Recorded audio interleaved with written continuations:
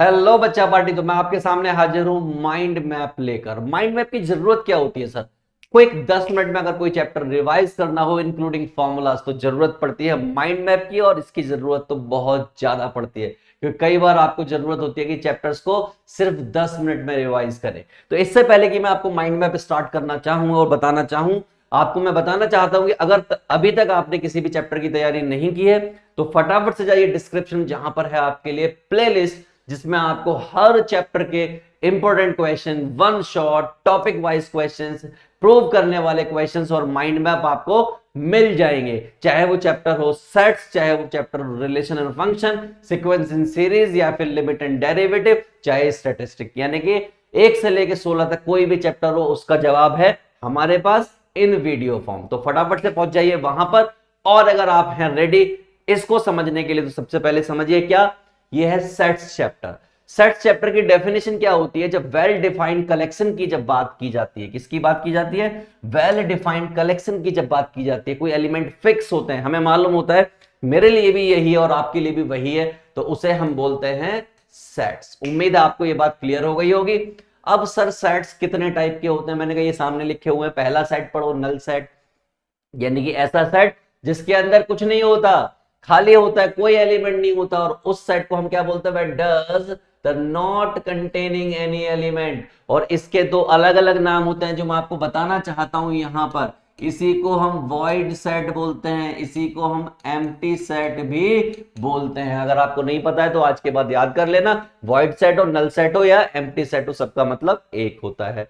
अगला आया equal set. तो इक्वल सेट का मतलब होता है जब एलिमेंट भी सेम हो और नंबर ऑफ एलिमेंट भी सेम हो, यानी कि 4 एलिमेंट उसके अंदर हो, ए के अंदर भी और बी के अंदर भी, और वो चारों जो हो, जो ए के अंदर हो same, A B C D E F G या एक्स वाई जेड, वही सेम अगले के अंदर हो, तो उसे बोलते हैं इक्वल सेट। लेकिन जब सिर्फ और सिर्फ नंबर ऑफ एलिमेंट सेम हो और अंदर के दिखने, उनकी शकल, उनके फेस सेम ना हो, तो उसे बोलते हैं इक्विवेलेंट सेट। यहां पर जो लिखा हुआ वो इक्वल सेट की बात कर रहे हैं, when number of elements as well as उनकी शक्लें सेम होने पर इक्वल सेट, और उनकी शक्लें सेम नहीं है, सिर्फ नंबर ऑफ एलिमेंट सेम है, तो उसे बोलते हैं इक्विवेलेंट सेट। तो मैं यहां पर बता रहा हूं इक्विवेलेंट सेट क्या होता है, जब उनके फेस जो है, क्या फेस सेम ना हो बट नंबर क्या हो, नंबर सेम हो, तो ऐसे केस में हम उसके बोल देते हैं इक्विवेलेंट सेट। अगला चलते हैं सबसेट। सबसेट का मतलब होता है कि आपका एक स्कूल है, स्कूल में आपकी क्लास है, और आपकी क्लास के सारे बच्चे क्या कहलाएंगे कि वो सारे बच्चे एक्स वाई जेड स्कूल के बच्चे हैं, तो ये क्या हो गया? सबसेट हो गया। क्या हो गया? सबसेट हो गया। आपकी फैमिली, आपका परिवार, आप उसके क्या है? सबसेट हैं। आपके पापा क्या हैं? उसके सबसेट हैं। आपकी मदर क्या है? उसके सबसेट हैं। एक और एग्जांपल ले लीजिए, आपकी एक क्रिकेट टीम है और क्रिकेट टीम के आप क्या हैं? सबसेट हैं। आई होप आप पकड़ गए होंगे कि सबसेट क्या होता है, और सबसेट का सिंबल जो होता है वो ऐसा होता है जिसको मैं आगे भी एक्सप्लेन करूंगा। लिखते कैसे हैं? ऐसे, ए सबसेट ऑफ बी, यानी कि ए के सारे एलिमेंट बी के अंदर हैं। समझ गए बात को?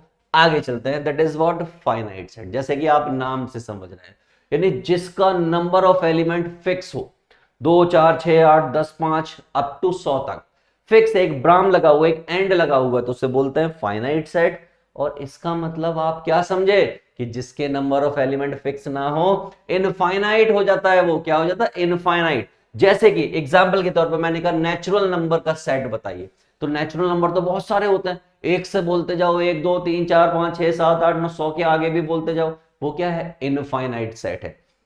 लेकिन अगर मैंने कह दिया कि नेचुरल नंबर 100 तक या 99 तक या 98 तक, तो मैंने एक लिमिटेशन लगा दी, और लिमिटेशन लगते ही क्या हो गया? वो फाइनाइट सेट हो गया।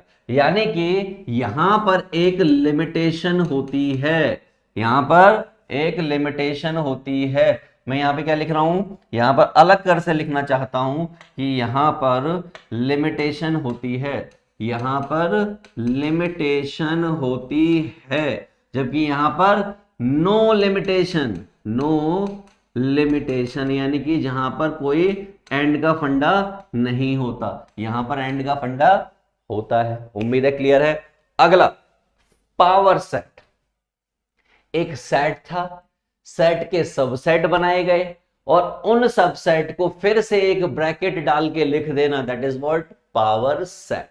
एग्जाम्पल के तौर पे मैं आपको बताना चाहता हूं, समझाना चाहता हूं कि अगर आपको कभी जरूरत पड़े तो कैसे करोगे। मैंने कहा एक सेट था ए जिसमें एलिमेंट थे 1,2, इसके नंबर ऑफ सबसेट कितने बने, अगर मैं सबसेट की बात करूं तो एक 5 बनता है, एक 1 बनता है, एक 2 बनता है और एक 1,2 बनता है। बस एक काम करना है और वो काम क्या है, वो काम ये है कि इनके बाहर एक ब्रैकेट लगा देना, क्या बन जाता है, वो पावर सेट बना देता है। उम्मीद है आपको क्लियर होगा। मैं इसको मिटा देता हूं, नहीं तो ये बहुत गंदा गंदा दिखेगा। उम्मीद है आपको क्लियर है बिना किसी दिक्कत के, ठीक है। तो यस यस, ठीक है, यहां पर थोड़ा सा चला गया, ओके।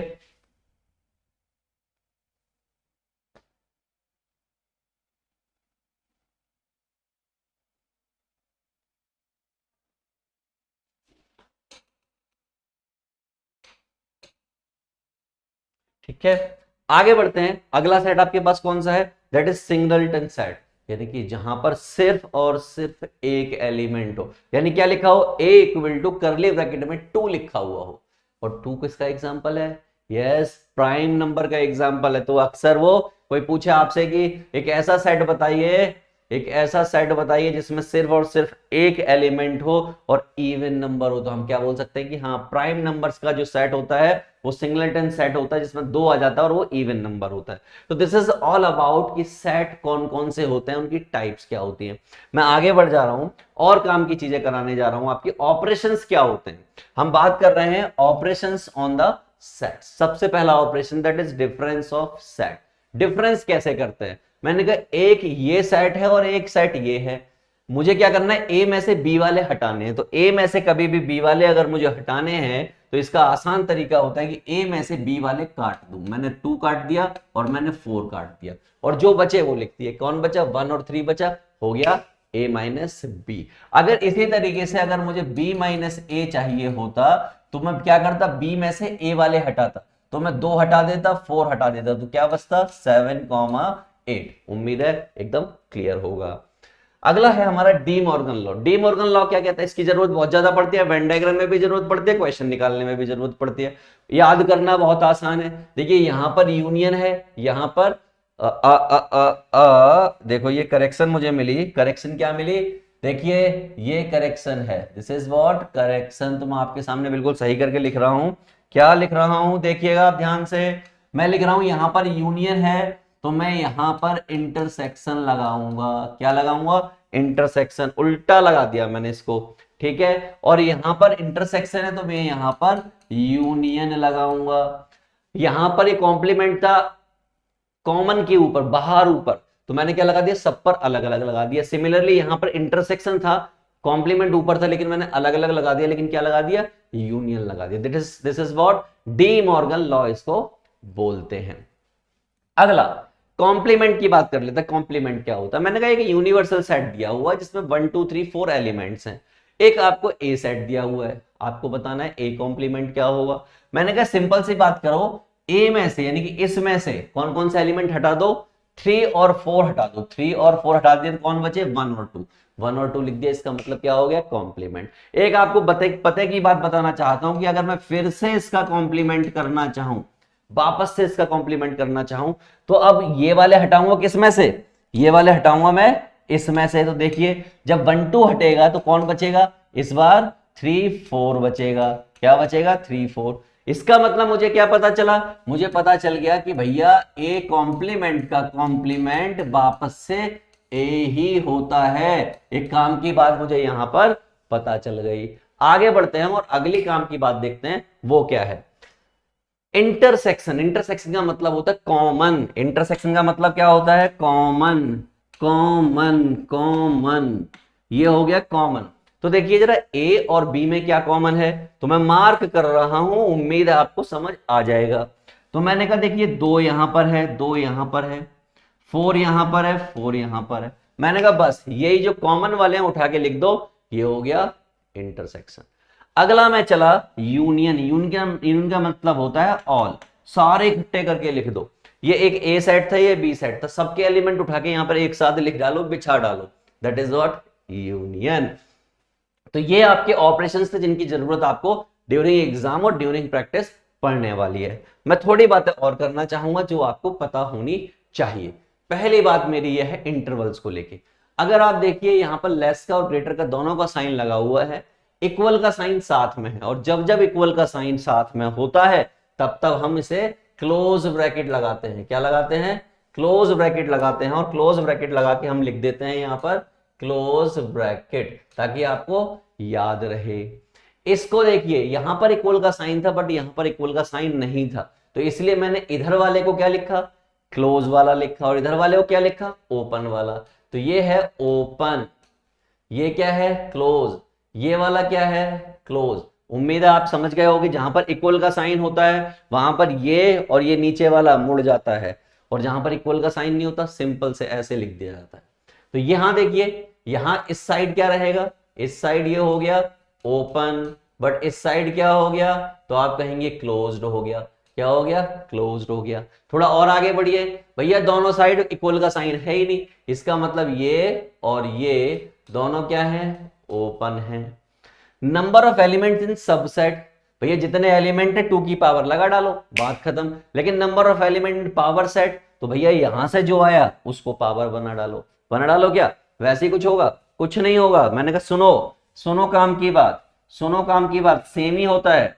क्या होता है? सेम ही होता है, बस क्या लिख देना होता है? थोड़ा ठीक से लिख देना होता है, कोई खास बात नहीं होती है। मैं इसको हटा दे रहा हूं, समझ गया? उतने ही सेट्स होते हैं।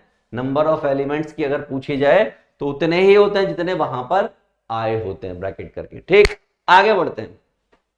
यूनिवर्सल सेट का सिंबल आपने देख लिया, बिलोंग्स टू का सिंबल आपका ये होता है, ये जो सामने लिखा हुआ है, और अगर इसको चीर दिया जाए, फाड़ दिया जाए, तो क्या बन जाता है? नॉट बिलोंग्स टू बन जाता है। सबसेट का सिंबल ये होता है, और इसको फाड़ दिया जाए तो इसका सिंबल क्या बन जाता है? ये बन जाता है। इंटरसेक्शन मतलब कॉमन, क्या मतलब होता है इसका? कॉमन का सिंबल ये होता है। यूनियन जिसमें ऑल की बात होती है, जिसका सिंबल ये होता है। फिर आता है आपका फाई, और इस फाई को मैं पहले भी बता चुका हूं, क्या बोलते हैं?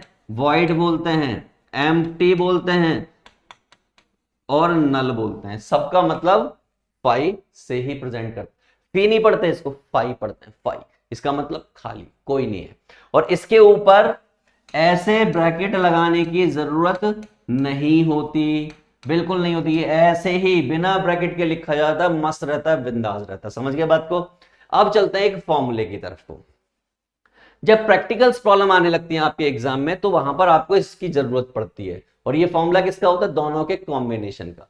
N A union B that is equal to N A plus N B. N A बोले तो number of element in A, number of element in B, minus जो दोनों में कॉमन थे उनको माइनस कर दिया, ये फॉर्मूला बन गया। लेकिन कभी कभी क्या होता है कि ये वाली पार्टी क्या हो जाती है? ये वाली पार्टी 5 हो जाती है, यानी कि 0 हो जाती है, वहां कोई एलिमेंट ही नहीं होता। तो उस केस में ये वाला पार्टी भी 0 हो जाता है, और ये फॉर्मूला कितना रह जाता है? सिर्फ और सिर्फ इतना रह जाता है। तो बच्चा party, this is all about sets chapter.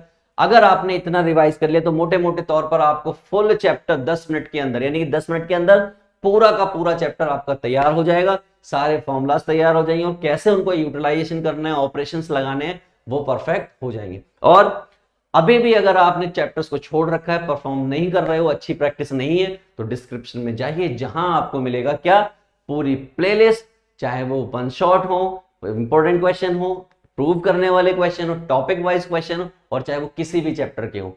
और मैं कह रहा हूं किसी भी चैप्टर नहीं, किसी भी सब्जेक्ट के हो, चाहे वो फिजिक्स के हो, केमिस्ट्री के हो, बायोलॉजी के हो, अकाउंट्स के हो, इको के हो, बिजनेस के हो, सब आपको मिलने वाले हैं डिस्क्रिप्शन में, प्लेलिस्ट में। Bye bye to all of you, मिलूंगा अगले माइंड में।